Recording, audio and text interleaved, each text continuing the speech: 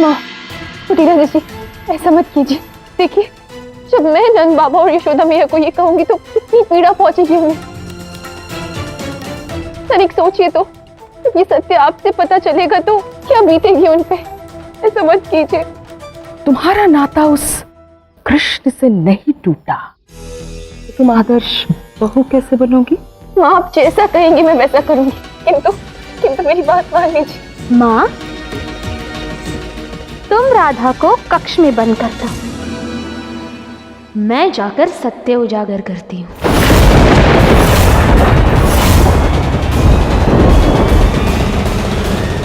नहीं जीजी, नहीं।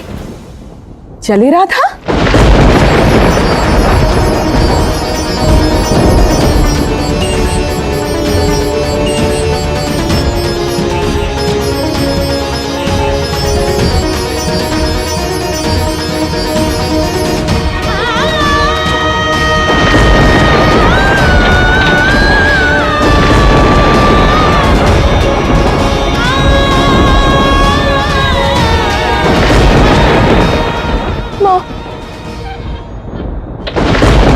माँ, खोलिए, मेरी बात सुनिए। माँ!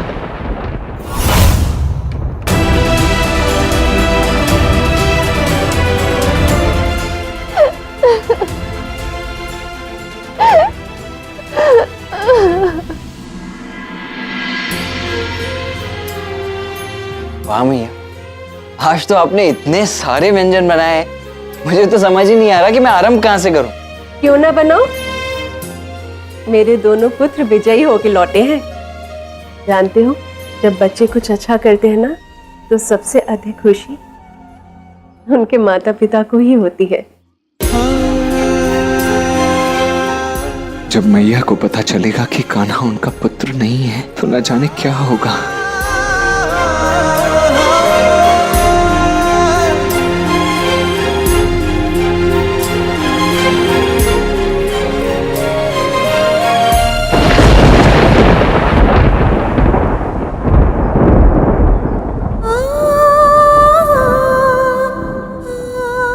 आइए मेरे पास बैठिए ना।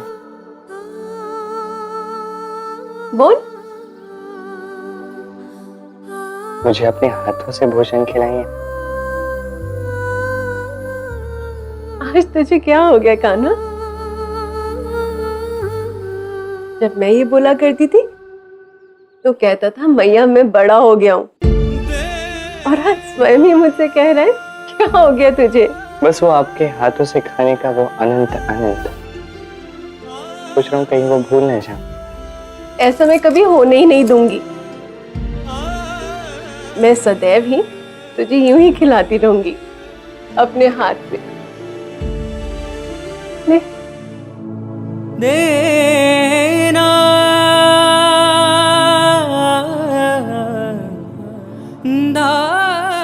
या मुझे भी। अवश्य बलराम।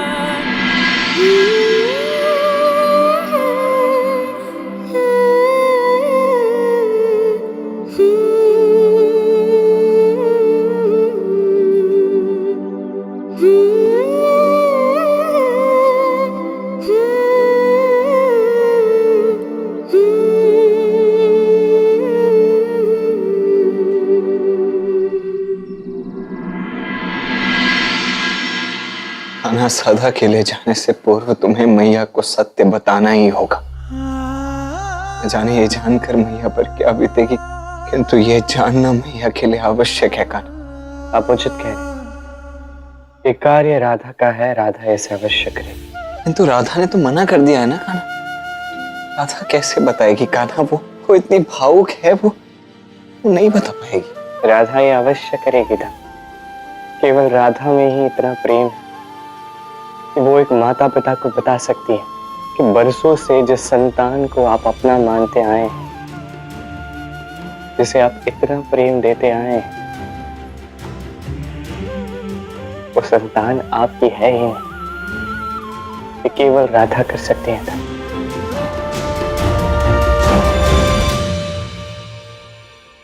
यदि इतनी संवेदनशील बात को कुटीला जीजी ने भावशून्य प्रकार से व्यक्त किया तो नंद बाबा और यशोदा मैया पे क्या बीतेगी?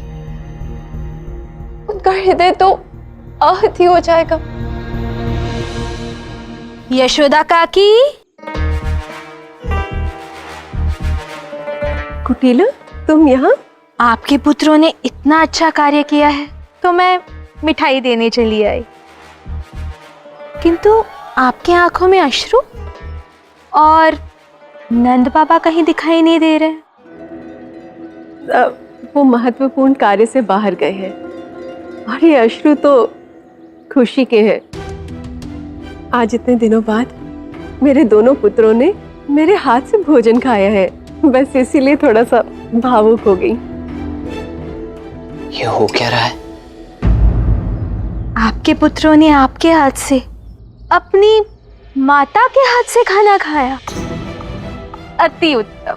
कदाचित बड़ा प्रगढ़ है आपका और आपके पुत्रों का संबंध, किंतु मैं आपको एक बात बताऊं जिसे सुनकर आपके अश्रु नहीं रुकेंगे।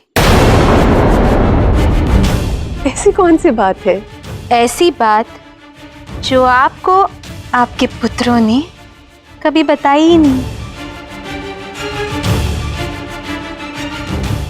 असंभव, ऐसा हो ही नहीं सकता है। मेरे पुत्र और मुझसे कुछ छिपाए? मैं मान ही नहीं सकती।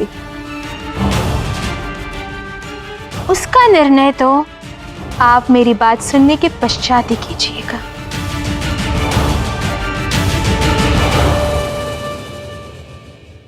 हे नारायण, अब आप ही कुछ कीजिए। कुटीला जीजी को सत्य बताने से और यशोदा मैया और नंद बाबा को दुखी होने से रोक लीजिए।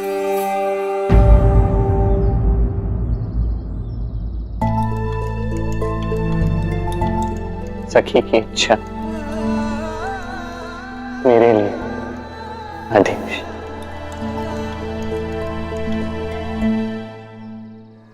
तो मैं आपको ये कहने आई थी कि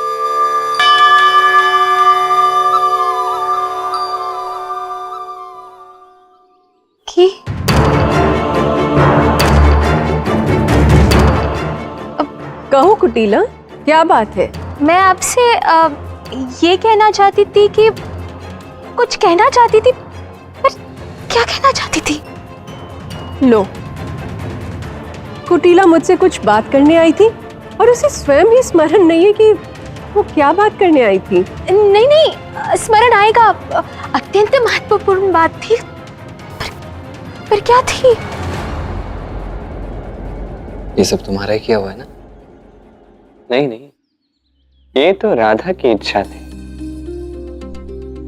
मेरी लीला तो अभी प्रारंभ होगी। अरे मैं समझ गया आप क्या कहना चाहती हैं, क्या कहने आई हैं। आप बलराम और रेवती के बारे में बताने आई थी ना, है ना? ये तो मुझे ही फंसा रहा है। अरे क्या क्या, क्या है? मेरे और रेवती जी के विषय में तो ऐसा कुछ नहीं है बताने है लायक, है ना? है ना कहना? स्मरण आ गया। मैं आपसे क्या कहने आई थी। ऐसी बात जो आपके पुत्रों ने आपसे छिपाई है। कैसी बात? बोलो कुटीला। बलराम रेवती को पहले से जानता था, उसे पसंद भी करता था, यहाँ तक कि वो पहले से मिल चुके थे। और ये दोनों प्रतियोगिता में इसीलिए गए थे क्योंकि वहां रेवती थी। अच्छा, ये दोनों एक दूसरे को पहले से ही जानते थे? मैं आता हूँ। क्यों रे, तूने मुझसे ये बात छिपा के रखी? मैं वो क्या? तूने मुझे सत्य नहीं बताया ना? अब बता, सत्य क्या है? भैया हाँ भैया, ये 100% सत्य है। मुझे क्षमा कीजिए, मैंने आपसे ये बात छुपाई। इन्होंने ही बोला था मुझे ऐसा करने के लिए। देखिए, दाऊ पहले से रेवती से प्रेम करते हैं। अब ऐसे कान पकड़े से तू तीजे कानून का प्रेम, और हमें भनक तक नहीं होने दी। ऐसे कैसे? हाँ?